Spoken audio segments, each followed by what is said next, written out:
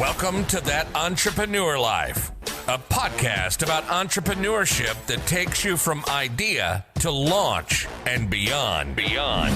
Each week, your hosts, Andrew Lees and Clint McPherson, discuss different business topics aimed at adding value to any entrepreneur's journey.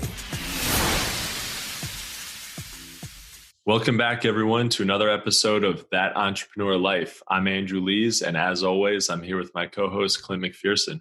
What's up, man?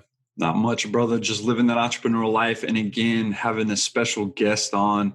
And I don't want to go back and forth with you too much because I want to go ahead and kick this thing off right away and welcome our special guest, Case Lane, to the show. Thank you. For sure. Yeah, Case, it's an honor to have you on the show today. Before we get into everything and ask you a few questions, can you just tell our audience who you are and what you're all about? Yeah, sure. I'm a writer, a podcaster, an entrepreneur. I'm the founder of Ready Entrepreneur. So I help aspiring entrepreneurs get started. That's so awesome. And with that said, Case, I mean, as an entrepreneur yourself, like you just mentioned, you're a global writer, traveler, observer, and a podcaster. Can you take us back to where your entrepreneurial journey actually started and what it is about entrepreneurship that you're actually passionate about? Yeah, I'm one of those people who was always interested in business and entrepreneurship and everything. But then I did, what you're supposed to do, apparently, which is to go to college and get a good professional job. So I did that. But that job happened to be in the Canadian Foreign Service. I grew up in Canada, and that took me overseas. And I had a chance, I was working in trade policy, and I had a chance to sort of see entrepreneurs around the world. And it sort of triggered that again in my mind that this is interesting. This business world is something I'm very interested in, and seeing entrepreneurs everywhere and realizing that even though people would say, oh, it's hard and it's this and it's that, I'd still see people all over the world just doing it and making it happen and so on. And so I decided I would, since I was in trade policy talking to business people, I figured I needed an MBA. I went back to school and I went from there into corporate. But I still was thinking about starting my own business. So then I ended up going back to school again because I was working in Hollywood, talking to lawyers, and I thought I could see this clash coming between technology and the law, and get into where that's going. But I thought, well, if I was on the law side and the tech side, wow, that I could just give myself both salaries and then just talk to myself instead of trying to explain everything to lawyers, right? Yeah, exactly. But while I was in law school, I actually started getting into ebook self-publishing, and I started realizing that this now entrepreneurship was not only just something that was you could try to do, but it had become just so possible and so real in a tangible way because you could go online and start a business right now. And what I saw that you could get your book out there, you could go directly to the community, you could find your audience, and the same thing applied to any other interest or skill or product or service that you had. That's what I decided. I did finish law school, and I am technically a lawyer. I passed the bar, I got my license, but I decided that I would be full-time in online business. And the work that I was doing got other people asking me what I was doing, and that got me into doing that Ready Entrepreneur to help people get started. Sure. Yeah, I'm sure you had people asking you, hey, how are you doing this? And you may have had a little bit of a better lifestyle in a way, because if you've got some more freedom and you're able to do your own thing on your own time, under your own terms, I'm sure people were like, hey, how do I do that? That's a big part of it because I am a global traveler. So I was in the Foreign Service. I traveled the world in the service. I traveled the world, even in my corporate jobs. And I continue to follow up. I have friends all over the world. So people throw out a trip, but I'm like, I'll be there. Of course, right now we're all grounded, which is sad. But that was one of the big things for me. I'm really into travel, and to sort of when you work in corporate. And okay, technically you get, 15 days off a year, but nobody takes them. So let's say you go to take a week off and you're thinking, that's all I've got to explore, whatever country. That's terrible. You want to have as much time as you'd like to have. And so that was a big thing for me. I thought, well, I really want to keep traveling, see the world, but I want to spend some real time. When you're when you have a chance, when people live in a country, and so you get to see it a little differently than a typical tourist, you get used to doing that. And it's like, that's what I want to be able to do. I want to be able to sort of wander the streets and talk to the people and all that kind of stuff. And when you're on a tour or something, you sort of rush through it and then get back to work. So that was a big part of it for sure. And I think, people see that, and it's, why wait until you're retired and then start traveling, and then maybe you don't have your health, or you just are still afraid, or global pandemic shuts down the world and then you don't get the chance. So yeah. Instead of trying to cram the fun stuff. Yeah, exactly. Has your list hit 100 yet? Have you? I know yes, you've broke 100 countries. Yeah, I had to update some of my posts, but I have broke 100 countries. I did that just before I was on a big trip. I traveled from November to February, so I got back to the U.S. the first week of February. Wow. And then, as we know, a month later, we were all grounded. So you got back just in time, I guess. Just in time, yeah. I've heard of people kind of getting stranded in different countries, and especially people with like dual citizenships if they're somewhere else and not really being able to get back too easily. So yeah, I think that transition part where people were stranded, I think that would have been horrible. Yeah. Really tough. Yeah. Yeah, definitely. Yeah. Well, it'll be good when we can all get back to some travel, and I think that'll be probably the most exciting part for a lot of people, is just kind of being able to get to that. And that's something that I think everybody would love to do more of, instead of just trying to cram it into 2 weeks a year. You're like, okay, these are my vacation weeks. Once you use them, I always thought that was so depressing. It's horrible. You have a great time for like the first week and a half. And then if you take them all at once, right? So you have a great time for the first 75% of it. And then the last 25%, you're just dreading going back to work. Exactly. So it's like, you don't even have fun for the rest of it. Yeah. So. And there's something else for entrepreneurs to keep in mind. One thing I love to tell people is part of this whole, technology explosion and everything is that your market is the whole world. Most people are online, so you have access to 7 billion people, and whatever product or service you have, you can market it to the whole world. So travel, as I always say, it becomes part of visiting your community. It becomes, visiting your neighborhoods and seeing. I love to look for the similarities between people. I like to look for where all the world has crossed paths over the centuries. And so when you travel, you get to see that, and you realize what these connections are. And then when you're running your business, and if you get an email from somebody in another country, and it's so great if you're able to say, wow, I was in your country and this is what I saw. And so it's just another great way to sort of build your connection to your community. Exactly. Yeah. Gives you good talking points and some different perspective to connect with people. That's cool. Yeah. Well, yeah, I wanted to ask you about how do you coach your entrepreneurs that you work with to use globalization and technology to, kind of take their business to the next level? You touched on it a little bit, but what do you teach there? Yeah. So one thing is that I'm at the very beginning of the process. I really want people to see the online business landscape and to understand, how you actually create a business and earn an income and build your lifestyle freedom and everything from this. So what I focus on is, first of all, with technology, I do a process around making sure, you have your business idea and the platforms where you're most comfortable. So let's say you like writing, you're going to be a blogger, you like talking, you want to be a podcaster and so on. But then the way that I get into talking about how to use technology is we just get right into the tools. So depending on what path you want to follow, let's say you want to be a podcaster, we start looking at the tools.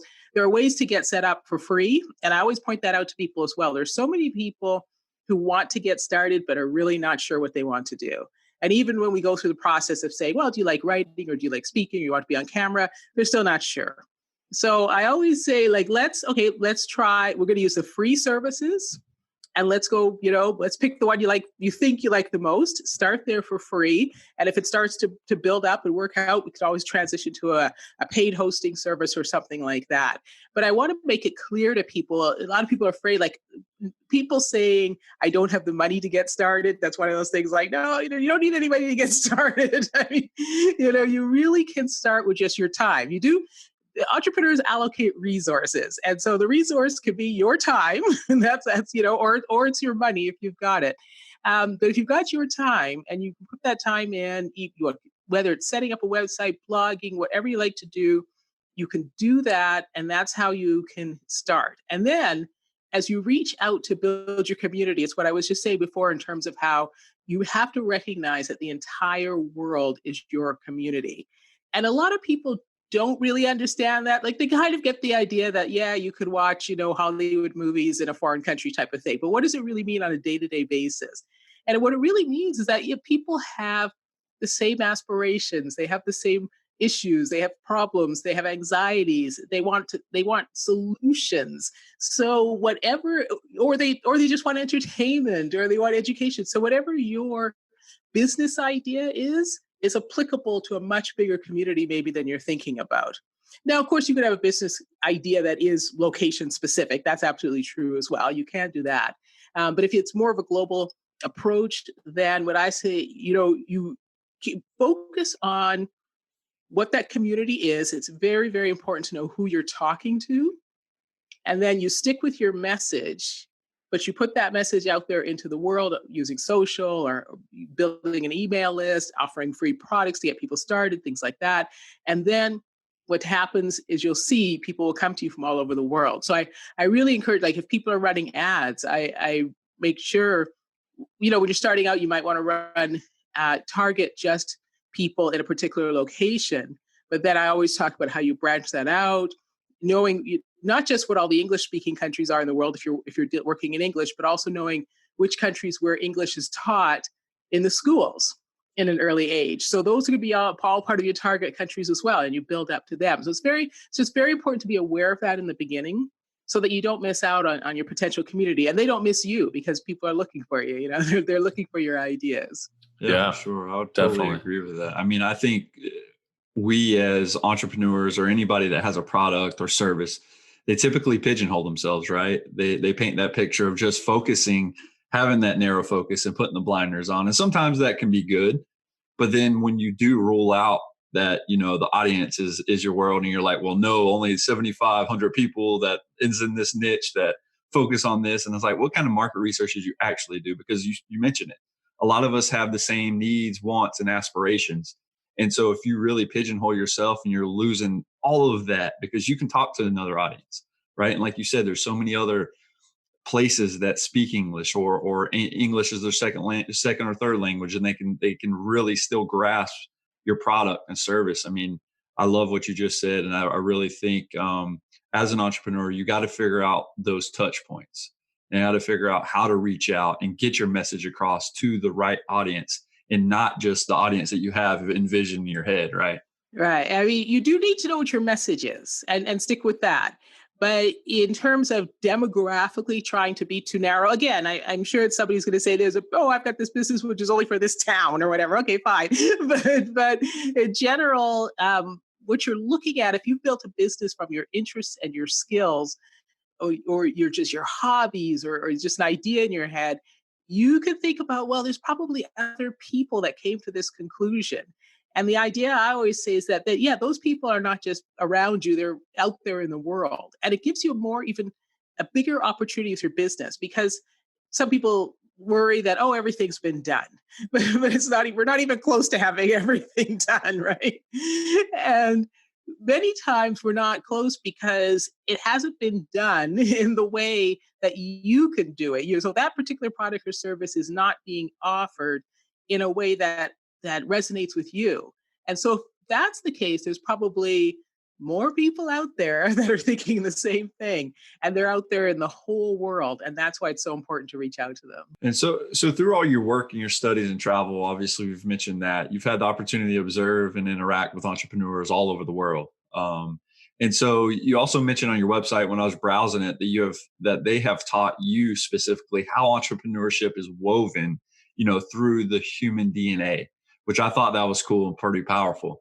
I would love for you to kind of break that down for us to a degree, and see if you can speak to the individuals who are excited by the thought of creating their own business, and why they should take action if they actually have that opportunity. Yeah, I'll start right there.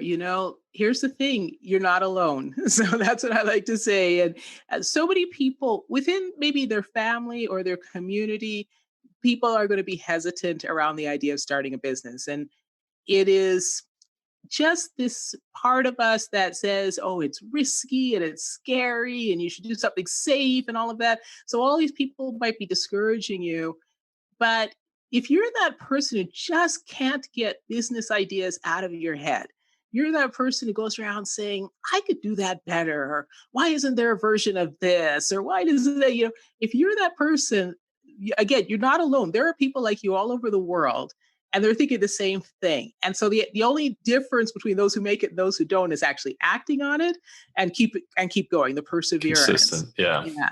So I've seen, and what it taught me about entrepreneurship as I traveled, one of the things I look at is every economic level. So when you see, if you're in a major developing world city and there's what we would call a shanty town or a slum or something, it looks like that on the outside. You see rundown sort of cardboard houses and corrugated steel, sort of tin roofs and things like that. And you think, oh, those are the poor people.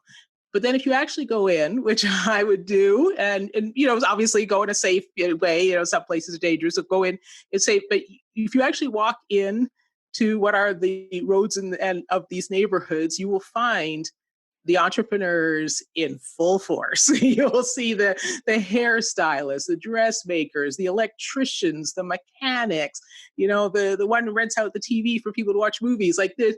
And it's incredible to think about in a place where, from our perspective, we have our sort of North American eyes on things and we think, oh, they don't have any resources, they're just sitting around. There's nobody sitting around, people are so resourceful. And then when you see that all over the place, you see it in every country and on every continent, you realize like, wow, there's something going on here. There's something built into our DNA that always pulls these people out of any situation to get things going.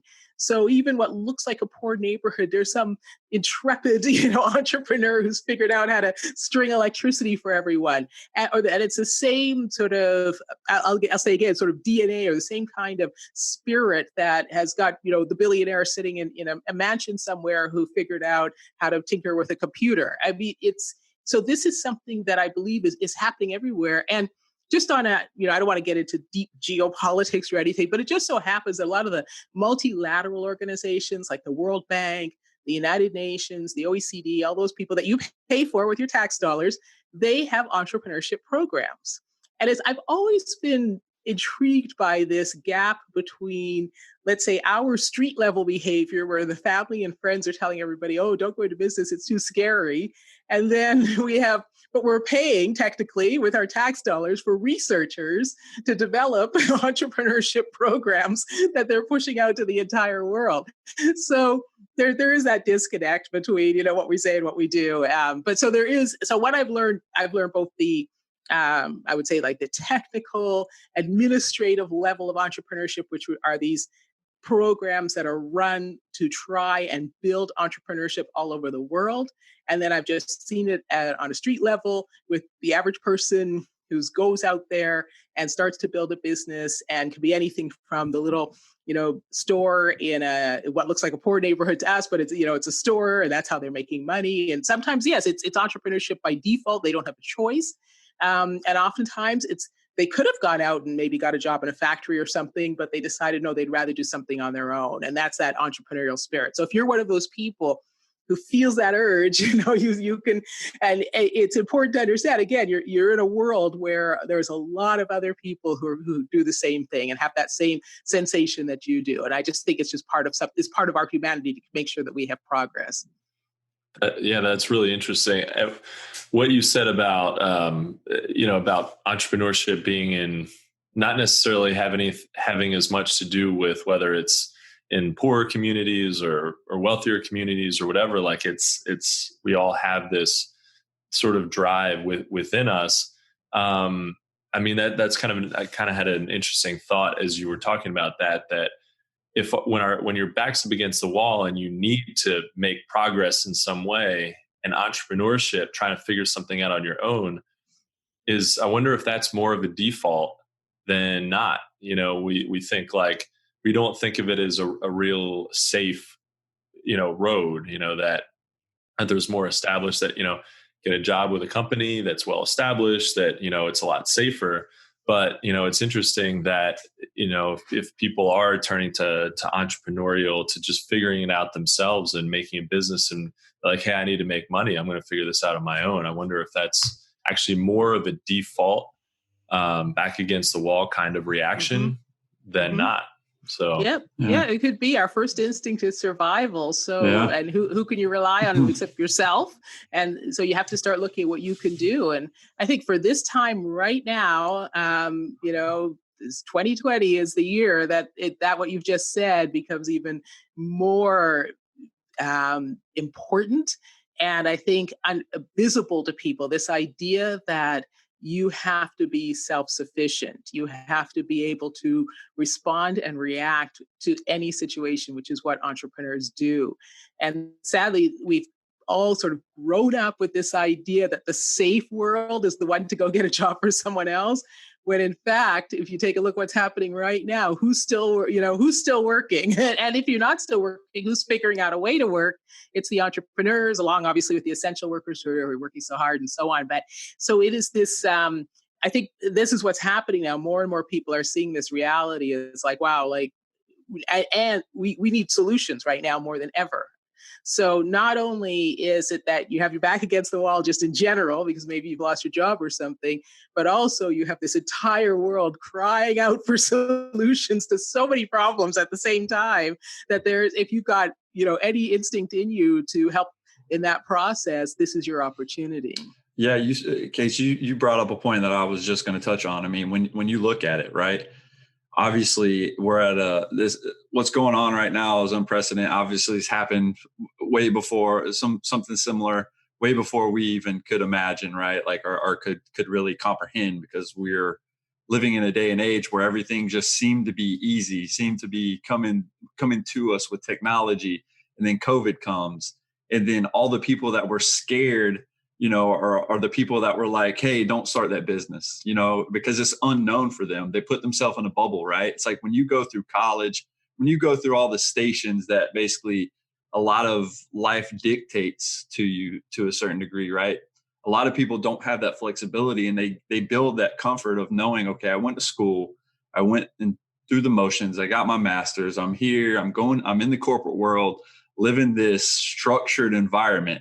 And you almost get into like a drone mentality of you're just going, right? And you're just, oh, thank God it's Friday. How many times have you heard that, right? Right. Your entrepreneurs never say, thank God it's Friday.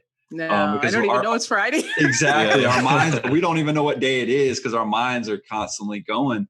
But it's like all those individuals that were saying, don't do this, it's rough. And then seeing so many people struggling without a job now. And, obviously it's affected entrepreneurs as well, but we've had to learn how to pivot, right? It's just another challenge that we can use and leverage going forward, because with restaurants, if you're an entrepreneur and you're in the restaurant industry right now, you're going to have to pull all kinds of tools out of your utility belt. I mean, and try to figure out how to leverage online ordering and have ghost companies to where you might have another restaurant inside your restaurant that nobody knows about, right? Like I know one because I work with one right now. Okay, they make American food and now they're making Asian food. And it's like, nobody has a clue. And when you learn that, it's so interesting to see how these businesses are learning how to overcome some of these struggles, and they're adapting. And it's so encouraging to me, because that's true entrepreneurship, right? Absolutely. Finding a solution to a problem. And it's awesome. Yeah, because even when you're starting out let's say in a booming economy, you're starting out your business, the typical entrepreneur, I've never heard of any entrepreneur who started with one idea and that was what the final successful business became, right? So you're always like, it's part of getting to success is that pivoting and adapting and transforming and changing and responding. Like that's what the entrepreneurship road is anyway. So of course, in this time, it's obviously much more dramatic, but in a boom time, it would still be part of what you would be doing. And I think that's important for a lot of people who worry about what's the fear in entrepreneurship. And that's one of the things is that, most people aren't successful, and they always say that. But again, the difference is the people who keep going. So if you have a good idea and it came to you because you saw a gap and you saw a problem and you had a solution. So there's a way to get there. So maybe your product doesn't start out very well, But then if you keep tweaking it, it eventually clicks with the consumers. Or maybe you've got a good product, but your marketing's not very good. So you have to tweak the marketing and keep adapting. So it's a person who's able to keep doing that who eventually hits on that success.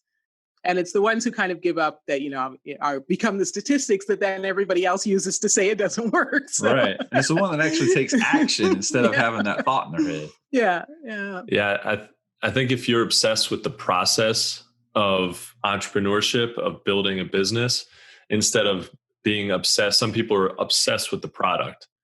And if you obsess too much about it, you might lose focus of, you might have a decently successful product, but it might not be, you might be missing out on a much bigger opportunity by not just being like, hey, I love this process. I'm going to stick with it no matter what. And I think we all have to be okay too, to just fail, like completely, and not even just pivot a little bit, but pivot all the way into bring it all down. Business. Yeah, exactly. Take what we've learned and put it into something else. I think we have to be okay to do that. And and that's part of the persistence is like, okay, I got knocked down. That didn't work for me, but entrepreneurship will work in some way, right? As long as you keep going and you keep learning and adapting. So I think that's kind of the powerful thing. I remember thinking that years ago that I'm going to make something work. I don't know what it is, but we'll start with one thing.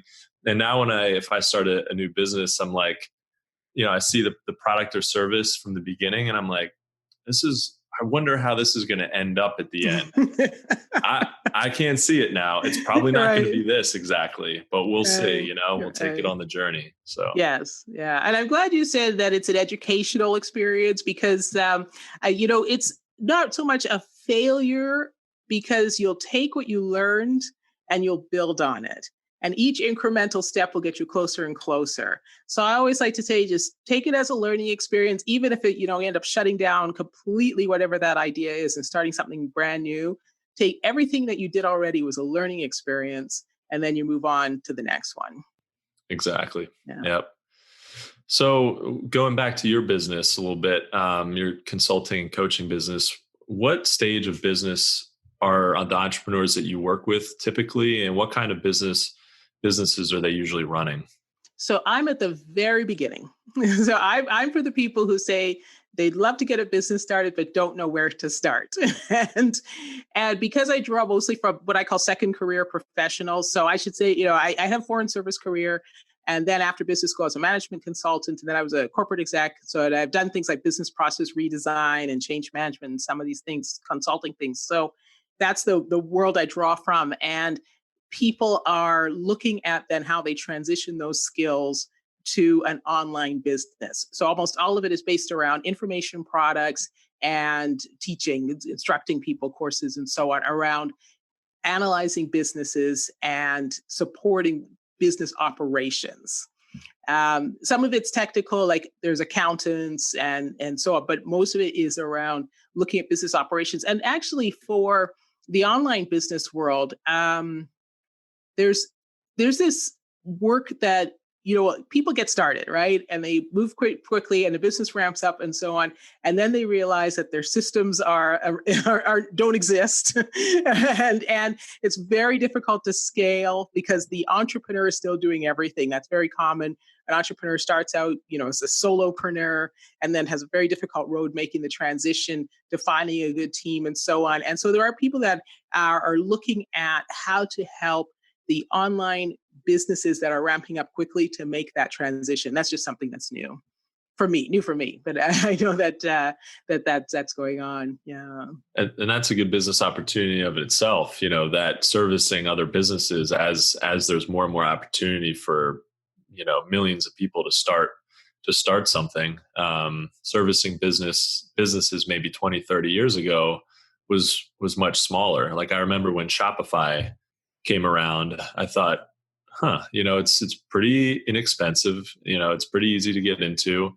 But I wonder how they're doing well, because how many businesses are really, starting and building on their platform. And then I just had no idea, it's like $1 billion business and there's so much opportunity with a ton of other, web building platforms that are competing. There's still plenty to go around. So yeah. But I should say also, I really want to encourage people, because I like to tell people you don't have to have any kind of education credentials or specific work experience or something like that to get into online business. Yeah, I know there's this debate about experts and so on. Now, there are laws governing experts, so you cannot provide advice under the banner of being an expert if you're not specifically credentialed. If you're not a doctor. Yeah. Yes. So, so there's that. So that exists already. Everything else is fair game. So, and your expertise comes from being one step ahead of other people. You could just be that person who is able to bring information together. So I don't want to, if a lot of people think, oh, I don't have any specific credential or something. You don't need a credential. And, I have people that are building businesses off of their hobbies as well, out of a favorite TV show, out of, what they like to do, looking after animals, because they have information just from their experience doing something in volunteer work. That is, other people want to do it also, but don't know how to do it. So if you are somebody who can take that information, if you're somebody who has spent time researching something, and you could take that information and put it into a good website where all that content is together, where people can find it, that is then makes you, I always say, it makes you the automatic leader in your niche, and there you go from there. So, don't worry about having to be somebody who just needs to have letters after their name, because that's not how it works. I love how you bring that up, because you can literally sit around, again, with no credentials to your name, and sit around and watch YouTube videos on a specific niche that you're interested in and just collect all that information. I mean, or like you said, you could go on the internet and just search and just bring it all in and have it showcased in one centralized location. Just makes you the subject matter expert, because you're pulling and you're talking about it and you're getting the conversation started. And I love how you just painted that picture for our audience, for sure. Yeah, I always remember what you're a consumer too. So what are you doing online? That's what I say to people. What are you actually doing? And the thing is, most of us are searching. Like, we're searching on Google, we're searching on Amazon, even on Facebook. If we're searching for a cute cat video because we want 5 minutes of entertainment or whatever, we're still searching, right?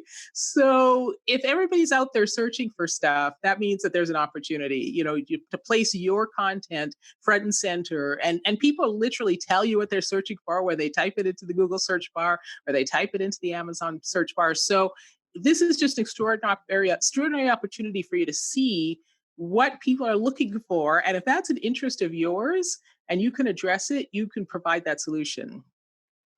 Yeah.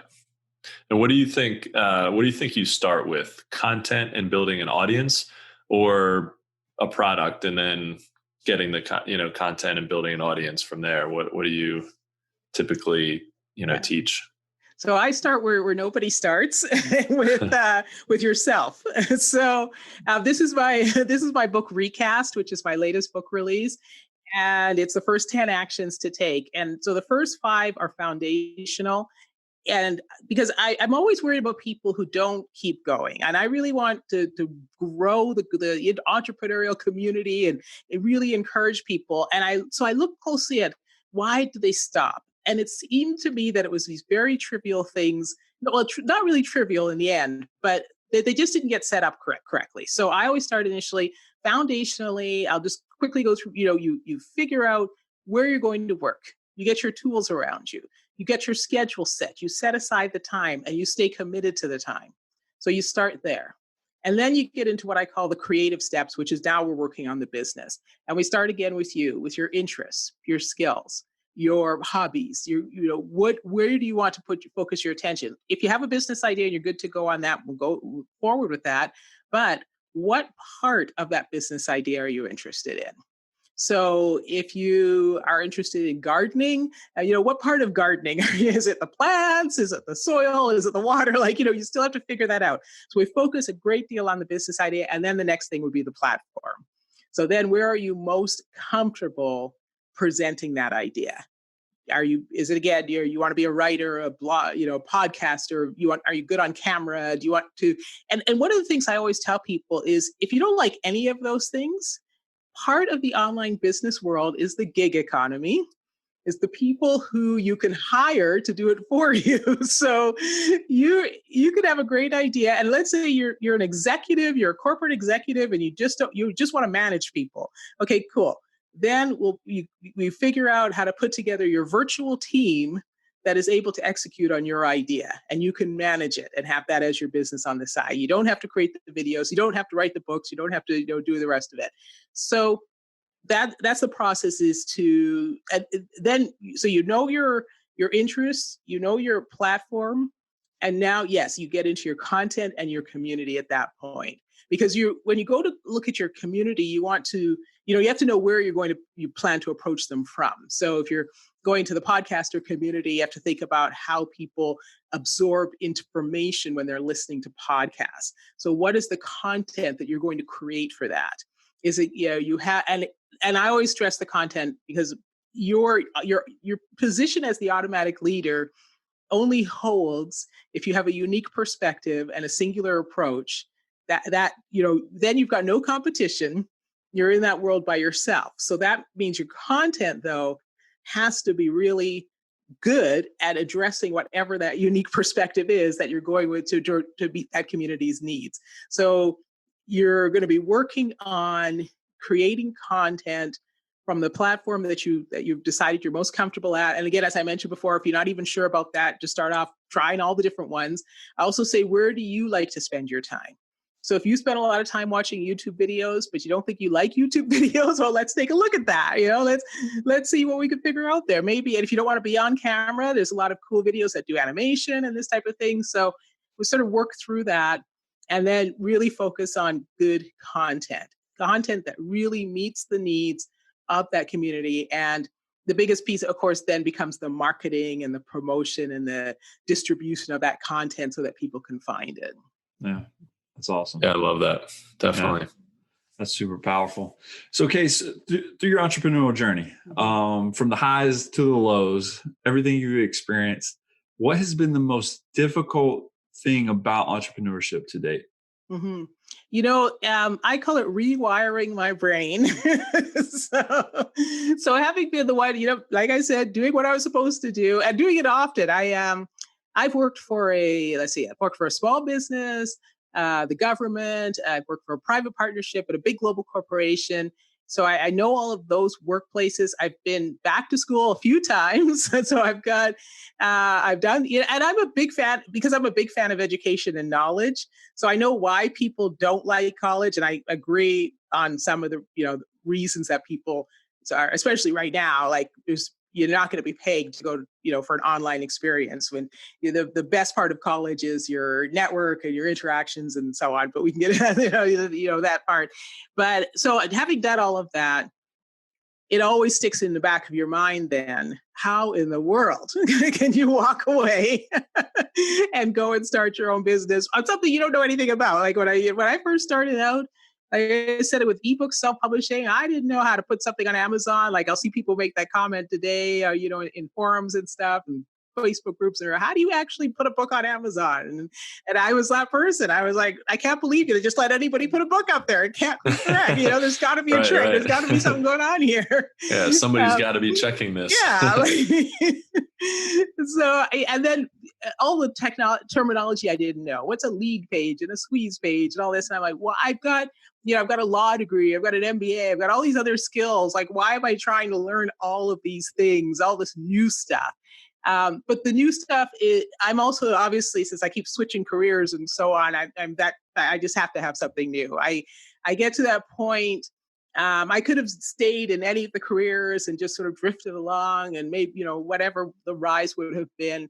But I always get to that point, like, yeah, I need the challenge, and I can see the future in that sense. Like all of these skills are now, and obviously I didn't predict that everybody would go online overnight, but you can see how eventually we would have, right? It was already, we were on that road. People had been talking about working from home for years already, and a lot of companies had started to do it. And that was kind of a news story. Oh, this company's going to allow people to work from home on Fridays or whatever.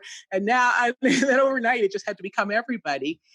But and I write future world thrillers, and I'd already, had that sort of in my mind that, yeah, we'd all be working from home one day. But it's beyond that. It's understanding how technology works. When you use Facebook ads to target specific communities and you see how information is being gathered. I find this really fascinating. I know it's all, there's the nefarious and evil parts of it too, but it's extremely fascinating to me that this whole multiple businesses have been created around data. And what does that data mean and how it's being used? And what information people are giving them. And when you go back to college as a non-traditional student and you're a little older and you kind of see how people really use social media, it's very eye-opening. Yep, for sure. It's not always for progress. Not at all. But it gives you real insight into, okay, what is that data really gathering? Because is that anybody who thinks that social media is what people's real life is, I hate to break the news to you, that is not people's real life. For sure not. Yeah, for sure. But intellectually, it's wonderful to be a part of it, and so I get so much more out of every day. And I had great jobs, I had a good time, and all that type of thing. But you always reach this point where you're hired to do a job for a company. They expect you to do that job, and of course, you can try and get promoted and switch and do things and all that kind of stuff. But in general, you're still expected to do that job.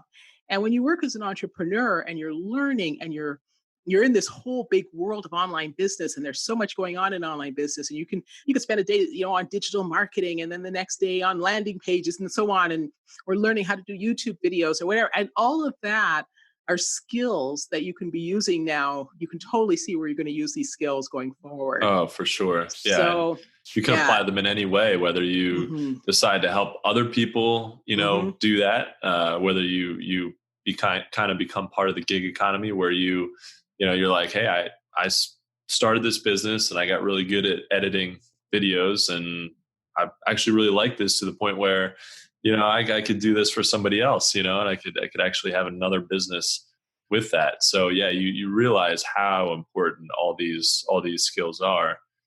And I think having a plan like you put together for your clients or you help them with is really important, because it's Clint and I have talked about this a bunch, but it's so easy to get sidetracked and so easy to just, go down a rabbit hole of like one little thing. And then you're like, well, I have 100 other things to do, and I haven't even made a decision about this one thing. So you got to kind of get that plan and then work towards it every day. What am I doing to accomplish something? Yeah. And I call it an action plan. I don't allow people to say business plan, because business plan is a business plan is a document that you create for other people. And I want to stress that there's rising entrepreneurs who are all afraid, I got to do a business plan. No, not unless you have a scheduled meeting with VCs, on the calendar. You don't need to do a business plan. The business plan is for other people. It's for bankers and VCs, for venture capitalists. For everybody else, you need an action plan. And an action plan is the activities that you're doing to actually get the business up and running. Definitely agree with that. Yeah. Yeah. Yeah. And that is your business plan. That is the thing that you need to do, because that's what the business plan really should be. Unless, like you said, you're trying to get capital and you need something to, you need to show something really solid and put all these numbers together. But sitting there and doing financial projections into the next 5 years doesn't help anybody. No. Fun to do sometimes. It's fun to be like, ooh, that's a big number at the end of at the end of that time, but it doesn't actually help with anything, Right. Besides just having some kind of rough idea of how big your market is and what the potential is. Other than that, it's like move on and figure out what you actually need to do. Yeah. You can get an idea just from Googling for a couple of minutes. I was listening to the CEO of Cauliflower, cauliflower, but Cauliflower, and she was talking about how she looked for recipes, cauliflower, like pizza dough recipes or whatever. And there were 569,000 results on Google. But but she didn't see any that addressed the issue she was looking for, which was to cook them quickly. And so now I'm using this example all the time with people to point out how this works, because now that's a company, right? Because yes, okay, some people say, oh, there's already 500,000 recipes, everybody knows. But no, there are 500,000 recipes, but not the one that cooks it in 2 minutes or whatever, not the one that cooks it quickly. And not only that, it shows that there's also a market. So, so I like to use that example to sort of point out, like, this is how things move forward. And then you could spot that, you realize there's an issue, you realize there's a solution that you have, and you get to work on building your company. That's awesome. Well, Case, we could definitely talk to you for a while here. There's so many things. We'll definitely have to have you back. But as we wrap up this episode, what's one piece of advice that you could give our audience to help them on their entrepreneurial journey? Yeah, I always say just keep going. I sort of had given you a long answer to your earlier question about the difficult thing. And I recognize that is the most difficult thing, is to be questioning yourself and saying, oh, I should just call my ex-boss or whatever and see what they're doing. And you want to think about that. But again, if you're that person, you can't get business ideas out of your head. You keep seeing things, or even if you don't have an idea, but you're thinking, I really want to be on my own. I want to be entrepreneurial. I want to be self-sufficient. I want to provide solutions. And if you're thinking like that, then that's already in you, right? There's something there. So remind yourself of that when you're, like we were talking about, how you have to continually be iterating your product or your service, trying to find the market. You could be getting discouraged. Nobody's clicking on your landing page, and you've tried 20 different things. You changed the headline. Well, maybe it's going to be headline 27. You don't know. So you got to keep going. So when you're feeling like that, just remind yourself why you're doing that, why you want to be an entrepreneur. I always talk about not just money, of course, is, everybody loves the bling and we all want the money, but think about professional satisfaction, being able to do what you really want to do, using your skills to the highest level, really branching out and using your brain completely, instead of being in a job where you're just doing what somebody else wants you to do. And then think about, of course, lifestyle freedom. Think about all the times when you were not able to do something you wanted to do. Think about, here we are at a time where nobody could go anywhere. Well, think about that family wedding last year where you could have you really wanted to go for a week, but you only went for a day because you had to get back to work. Think about things like that. And that hopefully will give you the momentum to just, all right, motivation, keep going, and don't give up, keep pursuing it. Because if you're that entrepreneurial person, we need you right now in the economy, obviously, to just help us get through everything that's going on and to get these new ideas out into the world. Absolutely. Yeah, I couldn't agree more. Yeah, and that has been enough motivation for me, just thinking about all the freedom that I could, have if I just keep going and work hard now and set things up to have more flexibility down the road. Yes, absolutely. Yeah, I love that. Well, guys, I think that's a wrap for this episode. From the both of us, Case, we want to thank you for taking the time into your day to help us add value to what we're trying to do on our podcast. And thank you so much for having me on the show. It was a great conversation. Yeah, thanks, Case. It was great to have you on. So guys, thank you so much for listening to That Entrepreneur Life. To learn more about what Case is working on, check out readyentrepreneur.com. If you like what you heard today, make sure to subscribe to our podcasts on iTunes or any other major podcast directory. You can also find us on all the socials and on our website at thatentrepreneurlife.com.